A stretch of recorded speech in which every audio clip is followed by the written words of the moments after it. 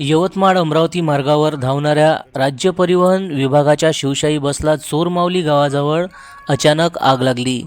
चालत्या बसमध्ये आग लागताच चालक, कंडक्टर आणि प्रवाशांनी जीव वाचवण्यासाठी बसमधून बाहेर पळ काढला। त्यानंतर धगधगत्या बसच्या आगीने भयानक रूप धारण केले आणि काही क्षणातच संपूर्ण बस जळून खाक झाली। ही आग शॉर्ट सर्किटमुळे लागल्याचा प्राथमिक अंदाज आहे। घटनेच्या स्थानिक प्रत्यक्षदर्शींनी सांगितले की जेव्हा बसला आग लागली तेव्हा बसमध्ये काही प्रवासी देखील होते, पण ते सर्वजण ताबडतोब बसमधून बाहेर पडले। त्यामुळे कोणतीही जीवितहानी झाली नाही, पण बस पूर्णपणे जळून खाक झाली।